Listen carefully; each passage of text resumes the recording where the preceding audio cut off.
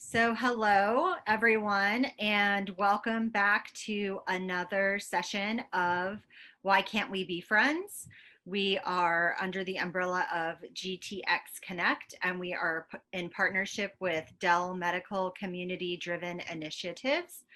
This evening, we are going to be enjoying a presentation from a couple of our panelists who will introduce themselves to us shortly. And after their presentations, we will do our typical question and answer session that we always do in Why Can't We Be Friends? If you will notice in the chat, you will be able to click on the Slido link. And I'm sure Chuck is getting that in there for you guys. Once you click on that link, it is a very easy process of submitting and voting for questions. So you can go ahead and do that. If you have any issues with the Slido link, you can let me know by putting that into the chat, and our behind the scenes pro will do what they can to help us get that moving along. So that link is in the chat now, and at any point in time, you can go ahead and ask your questions. This evening's topic is the picture of mental health. So with that, let's hear from our panelists. Hi, everyone. My name is Tanya Parker, and I am joined by one of my amazing coworkers, Dulce Gruwell. We are from NAMI Central Texas, which is the National Alliance of Mental Illness, and we are the affiliate who serves Central Texas, which includes Williamson County. And so we were really excited to partner with Georgetown Connects. Actually, I think we had this conversation many months ago, and so we're very glad to be here. Mental health is a difficult topic to discuss and sometimes a little uncomfortable, and so one of the things that we thought would be interesting was just to show you some of the conversations that are creative and happening around mental health that really might not involve words or having a direct conversation. I'm going to go ahead and show you a project by an amazing young woman named Velta Brenna. She came to us, we connected through, of course, community resources, and she is a UT student. She recently graduated. But I'm going to show you some of her project, and then I'm going to talk about NAMI a little bit, and then I'm going to pass it on to Dulce, who will give you a different view of mental health. So the project by Velta is called Double Diversity, and it's a digital art gallery. And so I'm going to share my screen and just walk you through this. Can everybody see the full screen? Okay, great. I will also put the link in here so that you guys can really read through this on your own. But Velta is an artist, and she herself struggles with a mental health condition, but she also realized that there were other conditions that went along with that, and she called it, neurotypical, and especially in the Black and African American community, she really understood that it was difficult to talk about, and so she created this project before she graduated, and so she really talks about different neurodiverse conditions. And there's lovely definitions on here, if you see.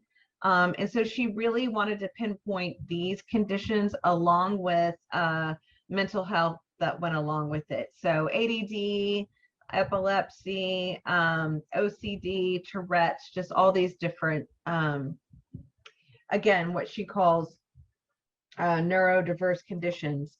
What she did was she gathered some participants, and they spent some time together just talking about what it was for them and what it meant for them and what their journey looked like. And then she created these beautiful art pieces, which I thought were just so powerful and amazing. And after every art piece, there's really just a little conversation about it. And so this one really talks about, again, a flower growing from concrete, which is a poem. And so it just talks about how through that crack of concrete, a beautiful flower can grow. And so really the person was talking about overcoming all the adversity and the odds that they faced, and that how stunning and how amazingly they have grown. Even with all the concrete around them, they were able to come and grow. And so I thought that was a beautiful picture.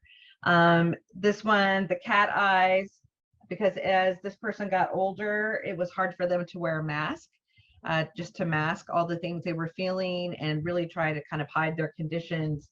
And really talking about how their brain functioned on their own, on its own accord. And so this was just the processes and just being ready to unveil that mask. And so the cat eyes were important. Each one of these is very powerful. I'm not going to go and explain every single one, but I just want you to look at these pictures, because these are really people's stories, and this is how they're expressing themselves, and telling their story through this artwork. This one was really talking about the shame and not being ashamed, and looking through all the grass and through all of the weaknesses that they felt like they had, and then seeing the beautiful colors and kind of, getting through the weeds. And then this one really is about how smart that person actually felt like they were. The foxes represent, for this participant, the intersectionality as a Black neurodiverse person. Similar to how a fox may be underestimated because of its cuteness and size, others may assume that the Black neurodiverse people are limited by their intersectionality, but actually they're very crafty and smart and beautiful, and they may be small and maybe you're not paying attention, but they're actually these beautiful creatures, which is really what they felt. So every single one of these, I feel like, tells an amazing story. This person is the story about ADHD and how they saw the Capitol, just really leaning in, and kind of coming out from that shade. I just think this was an amazing project, because even if I'm not talking about it, you can go here and you can look at every single one of these pictures, and just really read a couple sentences, and the power and the beauty of it. It just tells a story. The other piece that I really like about this is that she has a whole list of resources specific to the Black community, and it's all about mental illness and different virtual resources. And so she just created this beautiful project, and we have highlighted her several times, and I really hope that she continues to do this. We'd love to be in a project with her where she creates, again, artwork to tell people's stories. So that's just the power. They didn't have to tell their story. They didn't have to talk about their conditions. They were just able to really put some representation on how they felt and what their journey looked like. Again, I thought it was so powerful and so beautiful. And this is one of the things that we are really trying to lean into at NAMI, is ways to talk about, again, mental health without using words and having these very strict conversations, but just the representation of that journey. So I don't know if you guys are aware of who we are. So I wanted to talk about that really quickly, and then I'm going to pass it over to Dulce, because she's going to give us another example. But just so you know, we're a nonprofit organization, and we provide free support groups, classes, presentations to all 6 counties that we serve. One of them is Williamson County. Right now, all of our programs are virtual, so you don't have to drive anywhere. We are one of the largest grassroots nonprofit for mental health. I think it's really important to understand who we are. Basically, our belief system and all of the research shows that a mental health condition is a physical condition, it's a health condition, and it's a brain condition, which I think is another reason why I'm so connected to Velta's project, is she really talks about the brain and being neurodiverse. And so we really, our vision is that everyone that has a mental health condition feels supported and does not have the stigma or shame. It's just like having diabetes or high blood pressure. Also, one of the things that we work on at NAMI is to support not only the person that has the mental health condition, but family, loved ones, friends, And so we're really here to support the entire community on education, and really just ways to have a conversation about mental health, which is why we're here and talking about pictures in different ways. We have numerous programs. I'm going to let Dulce talk about our Spanish programs, but we have conversational programs that start out with like a video or a picture, and then we just kind of have a conversation about that. We have to talk about this to reduce the stigma. And we have to talk about this so people can be connected to supports and know that they're not alone. And so that is really the core of what NAMI does. So Dulce is our amazing peer support specialist, and her job is all of the peer programming and also all of the Spanish programming. So I'm going to turn it over to Dulce to give another example of what we were talking about, and also to talk about what a peer support specialist is. So Dulce Gruel. Thank you, Tanya. So yeah, I am a mental health peer specialist, and in mental health, I get to use my lived experience living with a mental health condition and offer emotional support, share knowledge, teach skills, and provide practical assistance to other individuals who live with a mental health condition. So here at NAMI Central Texas, I'm going to share my screen as well. I really partner with our volunteers. Yeah, not sure if I'm sharing the right screen, so just give me a second.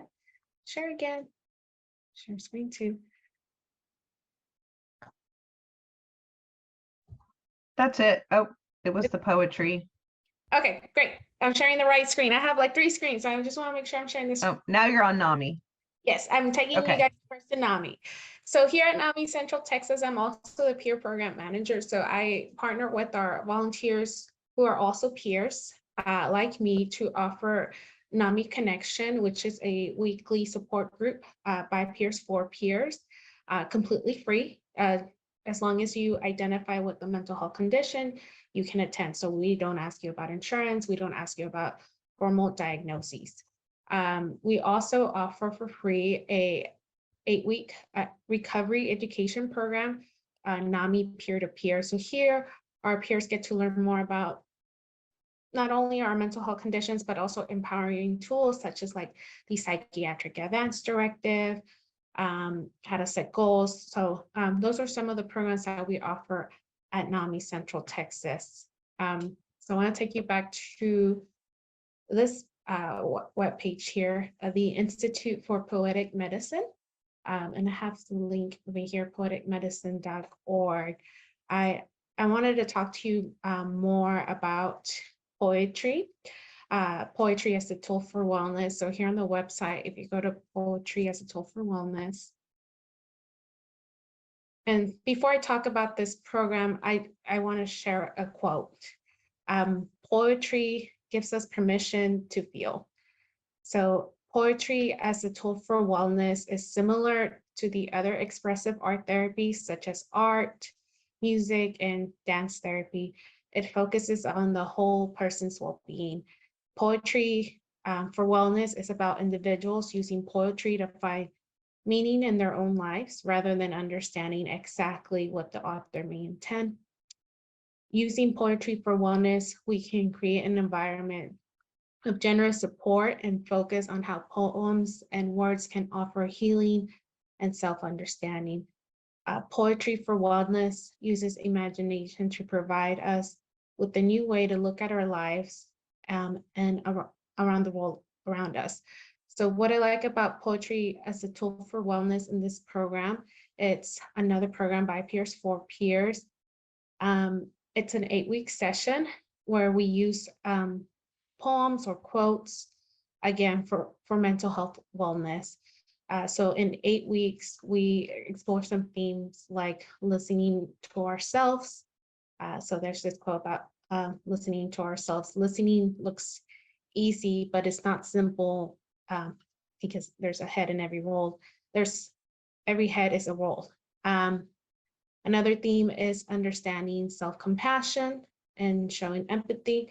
So another quote about that is the struggle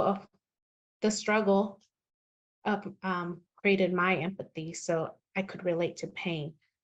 Some other themes explored in these 8 weeks is overcoming obstacles and generate self-forgiveness, making healthy choices, gratitude, and self-care.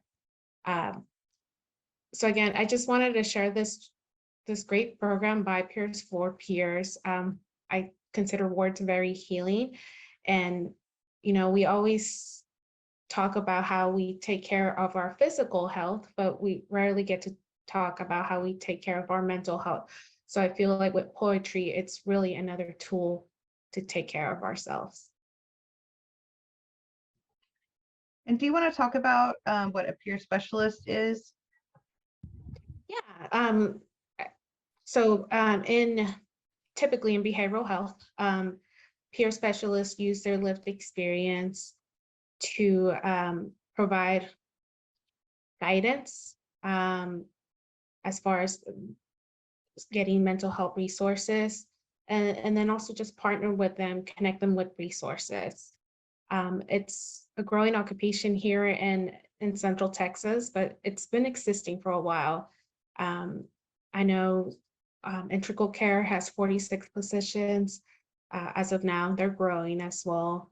And there's other behavioral healths that also hire peer specialists. And here at NAMI Central Texas, we have a lot of opportunities for peers to do peer work.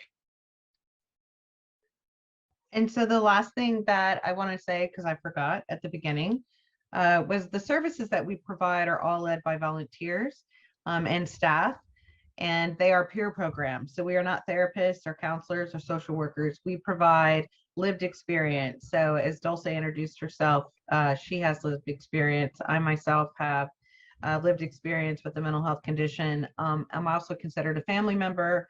I have lots of family members, but the one that that really has brought me to NAMI was my son.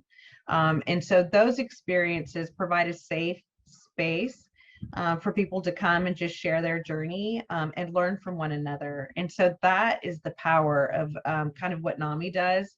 But it's also the power of what those pictures do and what poetry does. So with that, I just would like to open it up for questions. And I also want to make sure that we're able to put the links to everything that we talked about in the chat. If we just put it in the chat, if it can be shared. Kelly. Yeah, it popped up because you know how it pops up and says you're muted. I was like, oh, of course I am. Yeah, you guys can put that in the chat at any time. So if you want to go ahead and do that, everybody should be able to see it. And then Chuck has reminded people to go ahead and click that link to write questions or vote for questions that are already in there. I am going to check out the Slido app and see where we're at with questions. So let's see, we have a few questions.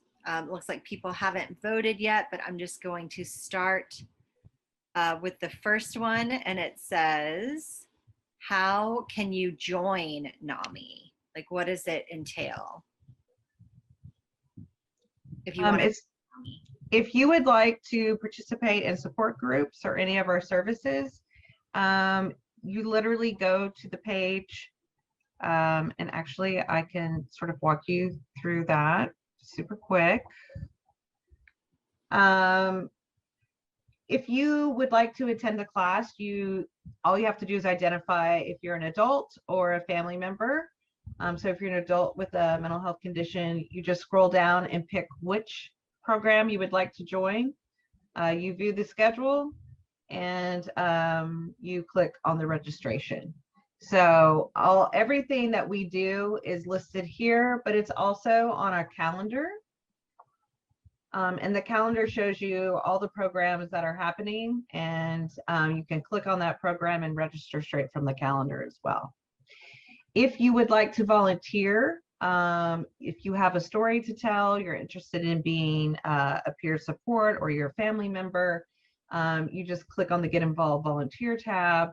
You'll scroll down, and all of our volunteer process as far as signing up is all online. So learn about NAMI, and then you fill out the application, and then we'll have a one-on-one screening with you and walk you through the rest of the process. And then we're always having events and different things. So check out our website or feel free to email one of us, which we need to put that in the chat as well.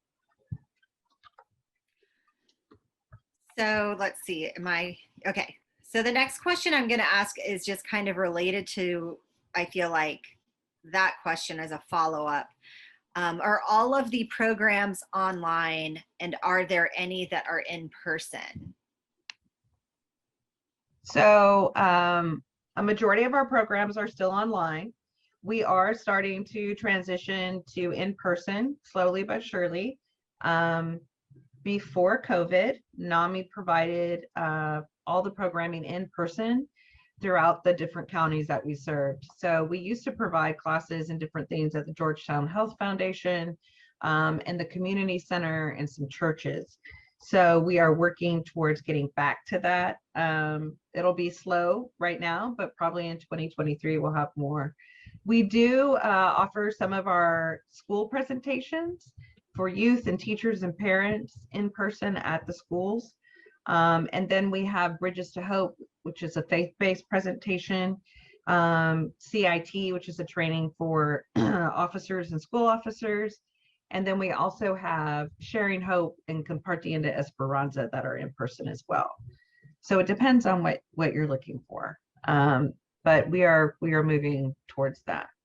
I would definitely recommend just trying something and seeing kind of how we model.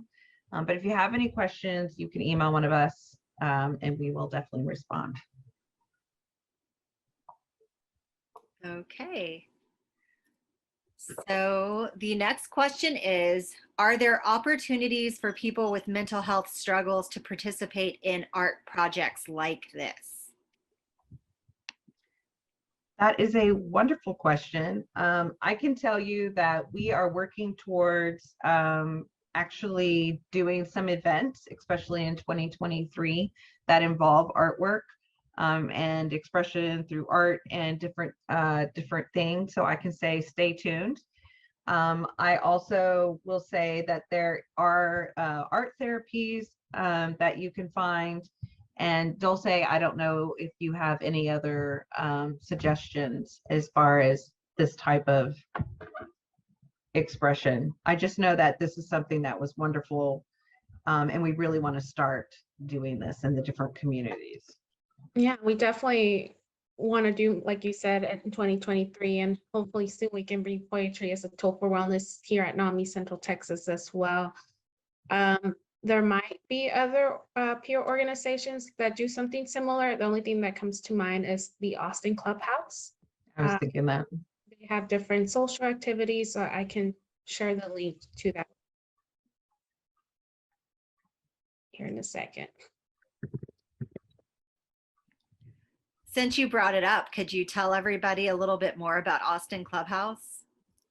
Austin Clubhouse is a place, it's a place for individuals with mental health conditions to socialize. And I like to just say it as finding meaning again. I've experienced in the past isolation as well. So this is the Austin Clubhouse, or the Clubhouse models, is a great place to socialize with other individuals living with mental health conditions. And it's a lot of work opportunities within the Clubhouse. So keeping the Clubhouse open, like doing signings, who's coming in, doing activities. So you get an opportunity to volunteer as well, and within the Clubhouse, and also work and hopefully find employment as well if you're interested. And like I mentioned, they have social activities. So I know usually on Saturdays and Thursdays, they're doing, like for instance, they had Recovery at the Park recently. So they're always going out. It's just a great model for individuals who live with a mental health condition. And it's free membership. So I just found their link here, so I'll add that.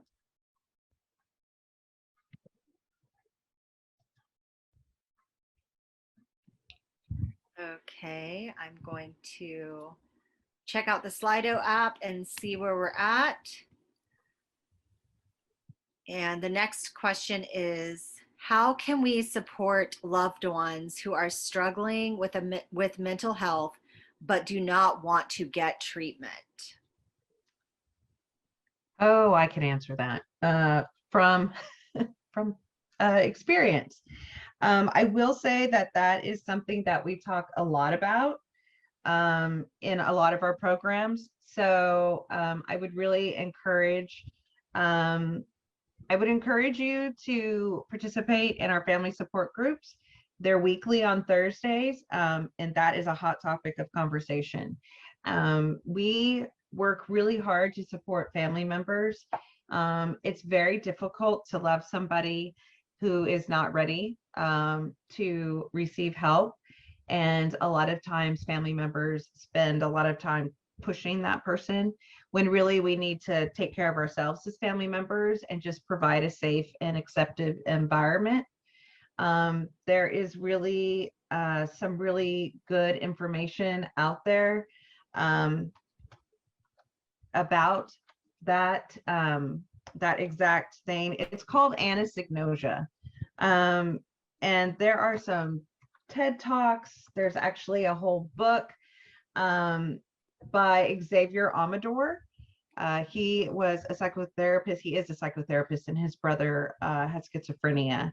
And he really spends a lot of time talking about how to support somebody who doesn't feel like they're ill or is not ready for treatment. He has a whole process called the LEAP process. And so I'm going to put the 18-minute TED Talk that he has, and then you can look up his books. He's still very active in NAMI and has actually done a couple presentations recently that I've seen. But it is definitely a struggle. And I think if you're really needing help, just pop into our support groups, because you get to meet with people who are in all different roads to recovery in that, family members. And so no matter where you are, there's somebody that's had a similar experience, and to provide support and understanding, and sometimes just to say, I'm exhausted. I'm exhausted and I'm not really sure what to do. So you'll always get positive feedback and in support. So what I would say to answer that in a very, sorry, my apologies. Hold on.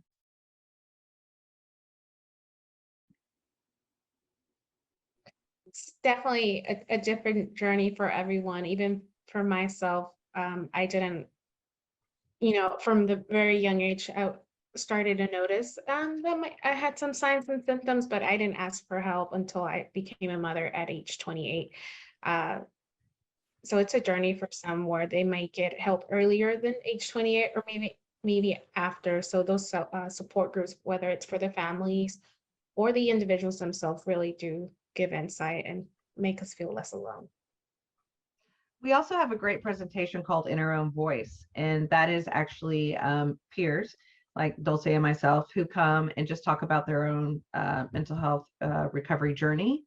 It's very helpful for family members to hear somebody's story that isn't their loved one, because they can identify with that person and understand what that person is feeling, but it's not their family member. And those are really powerful.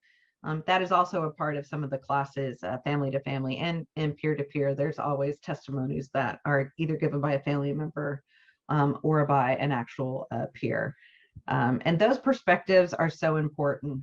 You have to really understand what the other person's going through in some sense of the word, to have empathy, and then to really kind of take that step back and listen. And that's really the core of what we do. And there has been a link provided in the chat for that TED Talk if people are interested in checking that out. And I see we have a few more questions going into this. These two are kind of related, so I'm going to lump them together. It says, how can someone become a peer? And then the other one is, are there any conditions that a person might have that would preclude them from becoming a peer? So it sounds to me like Okay, go ahead. You understand the question. Yeah, those are two great questions, and I'll start with the second one. No, there's no exclusions as far as the condition. You know, there's different diagnoses out there. So we need as many peers who are in recovery, who are ready to help. So how does someone become a peer? As long as you're 18 and have a high school diploma, you can start your process to become a peer specialist and also identify as a person with a mental health condition and are in recovery. So you do have to go through a training, 40-hour training, pass an assessment, and then submit your paperwork to the Texas Certifying Board, who will then give you your credential. And then you will have to do an initial 250 hours. And you can get that through employment or volunteer work or internship. If you do get employment, you'll get those 250 hours signed right away, and then you're certified for 2 years, and then you'll just keep renewing. And then there's some volunteer opportunities as well. I'm going to add here on the chat the website where it describes each step, how to become a peer specialist here in the state of Texas, and then also where to find those volunteer and internship opportunities for the ones that need help with the 250 hours. And a quick clarification, you do not have to be a peer specialist to volunteer at NAMI. So there's a difference. So Dulce is a certified peer specialist. Our volunteers are peers, so you do not have to be a certified peer specialist. And we really do welcome all mental health conditions. Mental health, just like physical health, is on a continuum. So you can have anxiety that maybe it's situational. I think we all had that during COVID. Or you can have all the way up to schizophrenia, which is considered a serious mental illness. And so again, it's a continuum. But we want people from all backgrounds. We want everyone to come because there is somebody else who needs to hear that, who needs to have that person talk about their experience and help support them. Right. And yeah, if anyone is interested in becoming a mental health peer specialist, what a better way than volunteering first to get that experience as a support group facilitator or even a mentor with our peer-to-peer classes. So I went ahead and added on the chat the steps how to become a peer specialist here in the state of Texas, as well as more career support for mental health peer specialists once they're credentialed. Okay, and then I have peeked over here, and the next question is, this one's kind of a doozy. Do you think that police departments are adequately trained to handle calls that are related to mental health crisis? And it's just your personal opinion. It's not. Well, sure. I will answer that in two ways. I'll answer that on a professional level, and then I'll answer that on a personal level. So on a professional level, there are crisis intervention team officers who have an additional 40 hours trained to be a mental health officer. So their job is to respond to mental health crisis.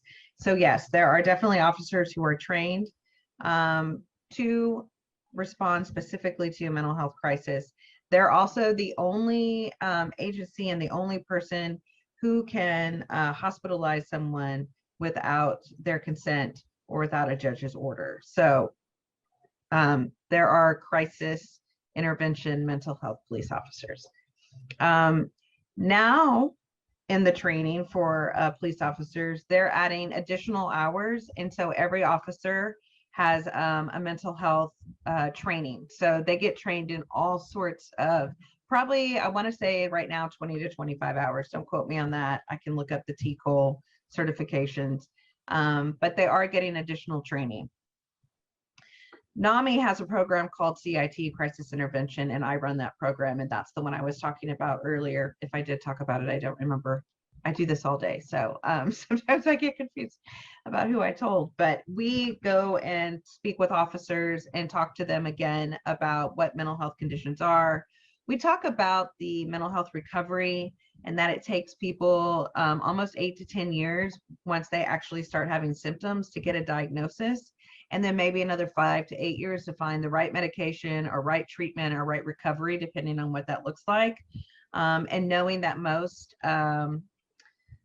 symptoms start at age 14-ish. Usually they're lumped in with being a teenager. And so a lot of people, and Dulce talked about her experience, and mine was actually not until I was in my 30s that I actually got my first diagnosis. And so there's a lot of time that is happening. And we also bring our peer volunteers to come and talk about, again, their experience with officers.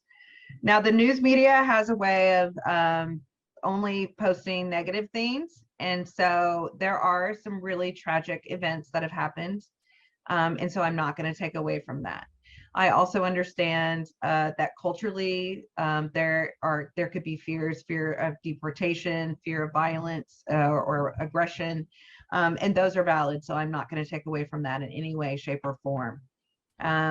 What I want to say is that our goal with the CIT program and the legislation that we're working with is to really train officers to know how to respond appropriately, kindly, and safely to a mental health condition. On a personal level, I will say that my son had some intervention with police officers. I have had a really good experience. I have had a not so good experience.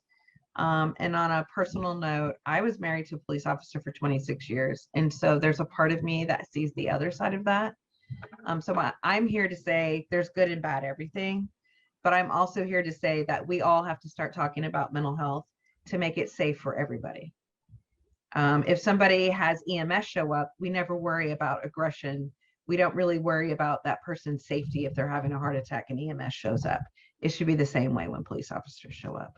And so that's where I'm at. With 988 coming out, which is the new mental health crisis hotline, the goal was really to distinguish those calls from 911 so that mobile outreach team or very specific teams could go out who are trained just for mental health. And so that just came out in July. There are still some kinks. So know that we're working. Now everybody's working on it.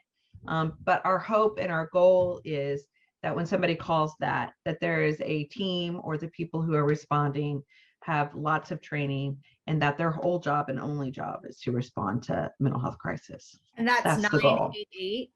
988. Is that the entire state of Texas? Is that central to? It's a national.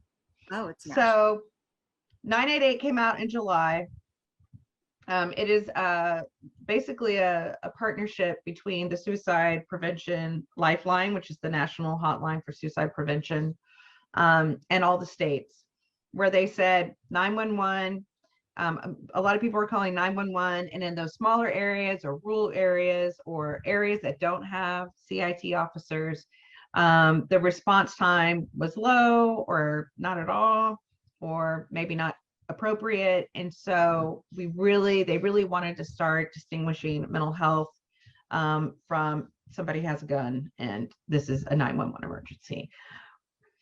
Mental health emergencies are just as important, but we want to send the right people. And we want people who answer those calls to be trained to answer the calls and talk to somebody to help with suicide prevention, to screen them, and then to send the appropriate people.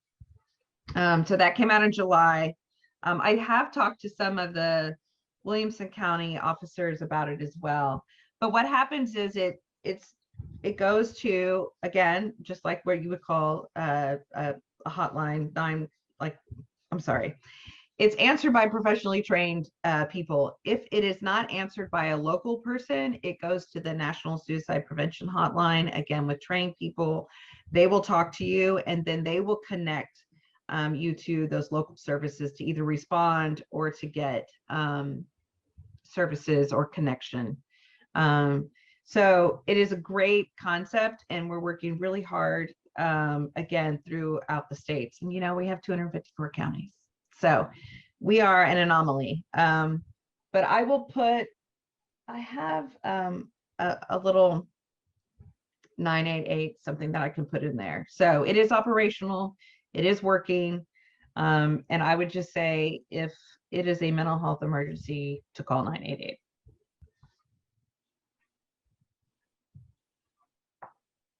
Did you have anything that you wanted to add, Dulce?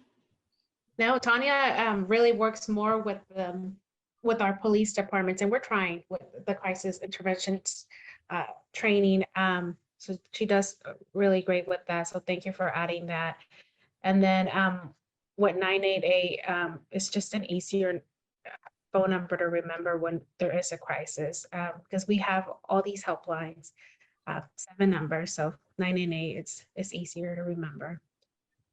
It's also in numerous languages. I'm sorry. So just so everybody knows, the suicide prevention hotline is in like 100 and something languages because it's a national line. And so that's very helpful too, is that, you know, if you call and there's a language barrier, they immediately go to the national line and you have somebody who you can actually talk to in your first language. Okay. So you would seem to be the perfect person to have asked that question to.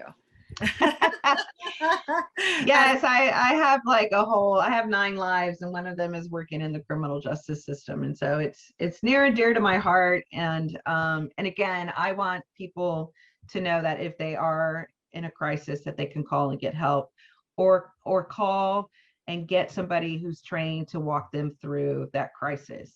Because especially if you study suicide prevention, you know that literally in 45 seconds, you can change the trajectory of that as long as somebody is connected.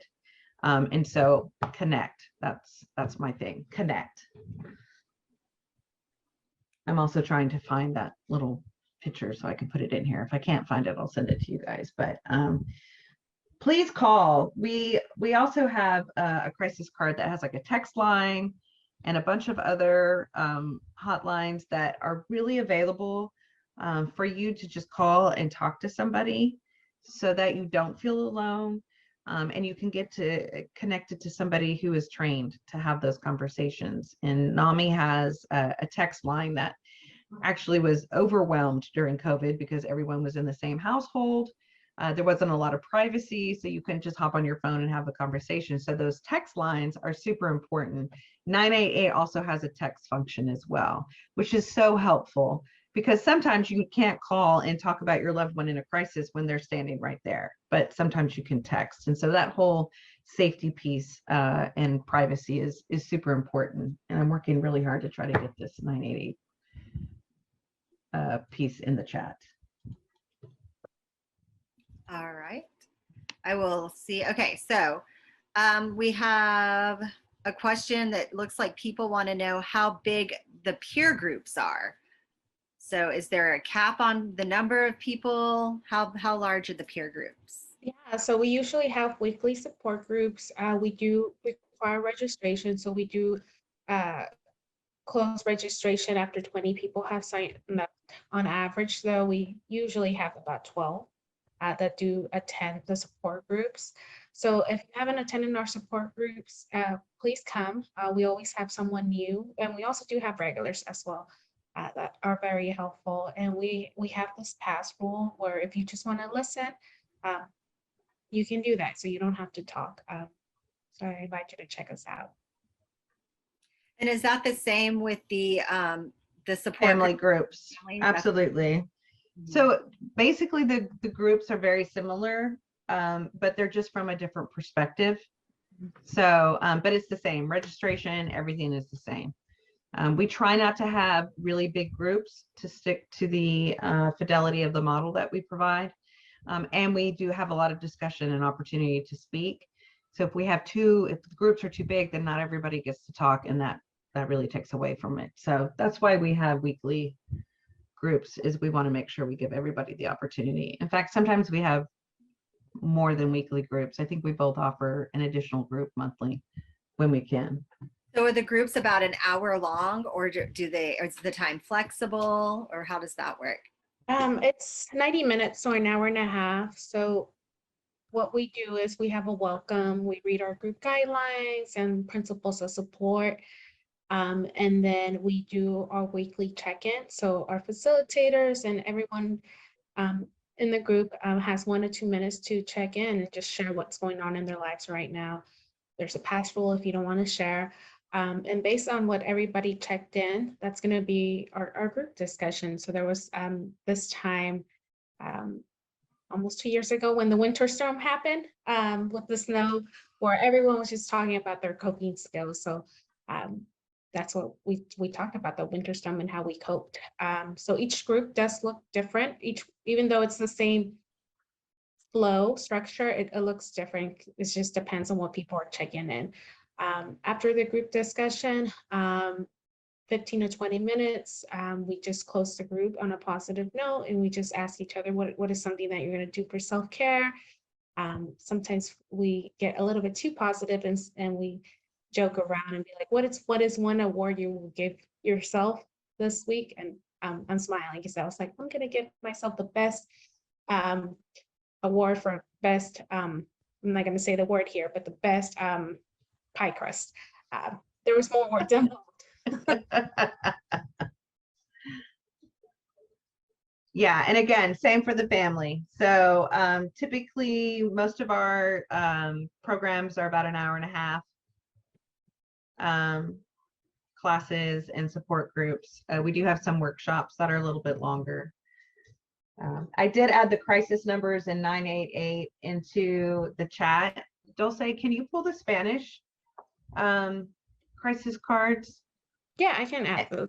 And add those. And then I also put a change the conversation about mental health card in there as well. And if we can put that in Spanish, that would be great. I'm just putting everything in the chat so that everybody has access to it. That's perfect. So, okay, well, though that we have reached the end of our questions, and I just wanted to say thank you so much to both of you. In my personal opinion, I honestly think that mental health should be prioritized as much as, if not more than, physical health. But I personally believe that your mental health seriously impacts your physical health. So I dream of a utopia where one day mental health is just as important when dealing with everyone.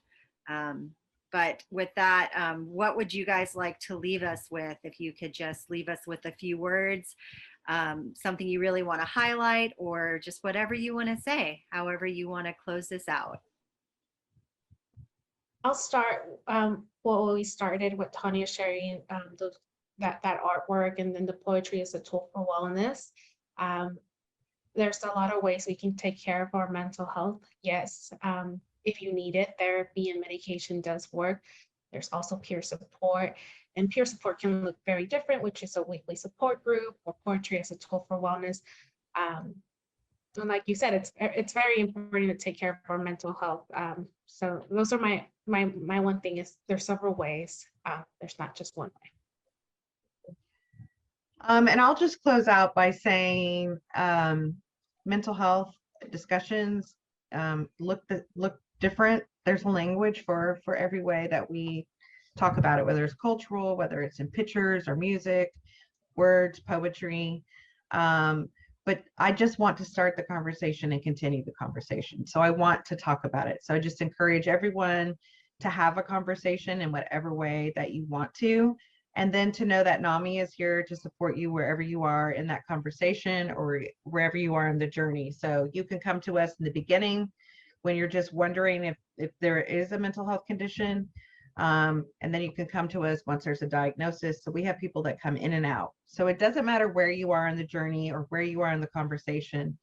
We're here to support you, and we will help you find other resources if you need them. So let's just keep talking, whether it's in words or poetry or song, but let's just keep the conversation going. Thank you guys so much. We really appreciate you coming tonight. We can spend our time a lot of different ways.